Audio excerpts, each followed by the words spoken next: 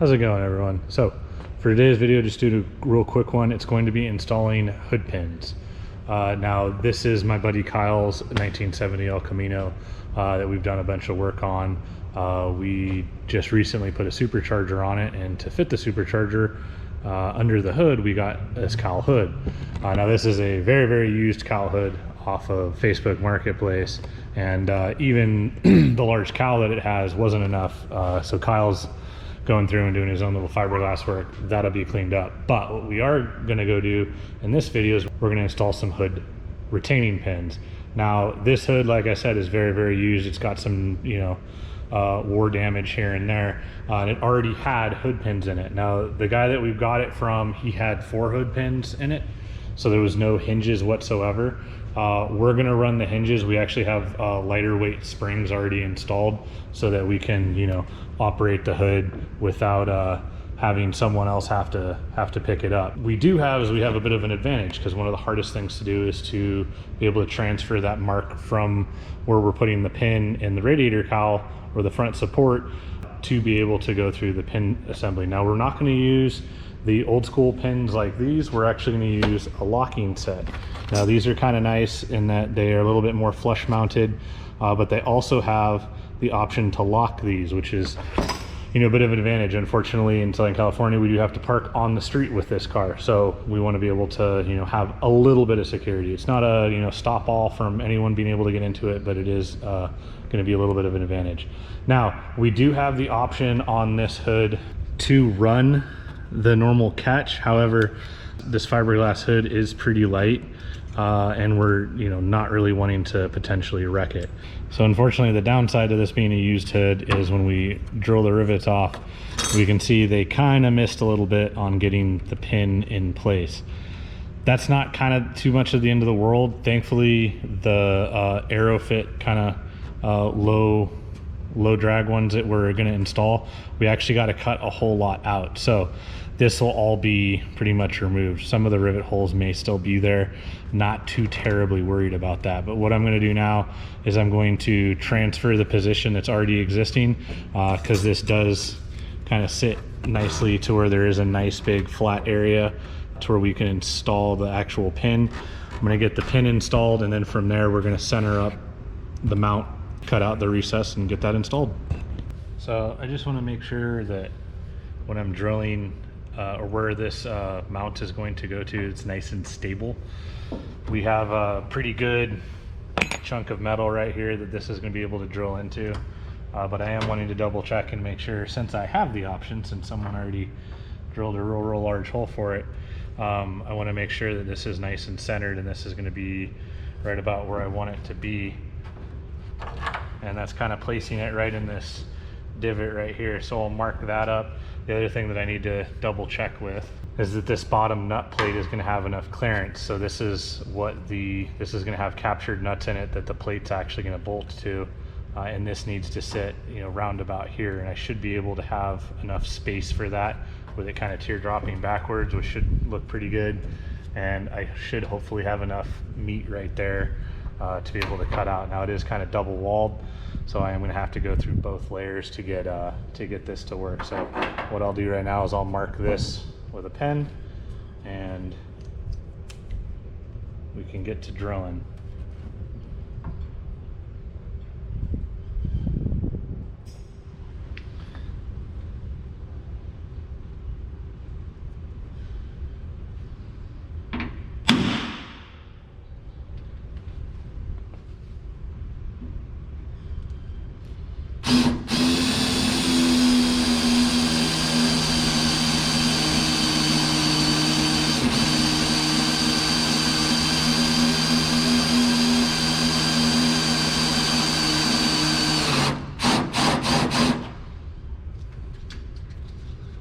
Always make sure you're not going to go through anything when you're drilling down. You're not going to wreck any wiring or anything. I'm also going to be drilling this to the 7/16 opening, because that's roughly what size the threads are on the pins.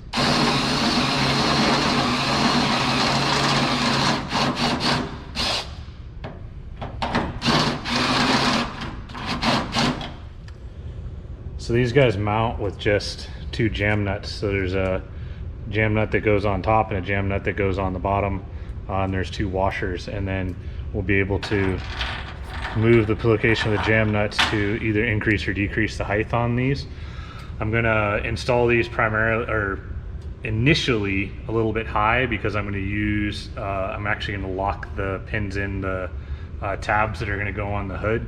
That way I can kind of make sure everything's centered and make a really, really good sound mark that the tabs are gonna be lined up with these studs.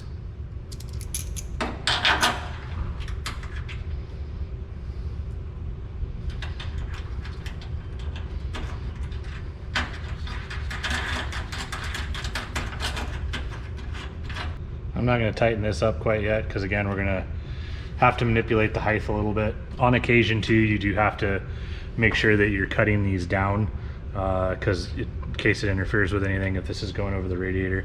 You also want these to be in really, really secure, strong metal. This El Camino is built to pretty stiff stuff, so we're looking really strong in this area of this radiator cowl. So we'll drop the hood, and hopefully we got everything in the right marks. Yeah, we're looking pretty good right there. So we're nice and clear. With leaving this up a little high, what I can do then is I can place the latch, and I'll probably end up having to lower this a little bit more, so that I can place this latch just right and mark around it. Normally you would go off of the nut plate. However, I think I'm gonna mark it off of here, only because that way I know I can get everything dead center. I mean, I'm not gonna have to deal with, you know, measuring off the center line of here, since everything's kind of curved. All right, with this centered up to where the pin is just engaging, I can now go through and mark around the base of this. Again, this is the way I'm doing it, only because I want to make sure that I'm nicely centered. And this seems a little bit easier to get it nice and centered, since I already had the holes existing in the hood from the previous ones. The nice thing is it does look like I'm gonna have plenty of room for these latches. I am gonna have to go through 2 layers of fiberglass, which isn't gonna be too terribly fun, and it will cover most of these holes. There's gonna be a couple of these existing. We can fill those in. It shouldn't be too terribly big of an issue. So I'm gonna mark around this guy, and then I'll go to cutting it out. I've moved the car outside to try to mitigate the dust, as well as, you know, put tarps down to try to mitigate the dust going inside of the car. What I've done is I've marked out the area that I need to cut.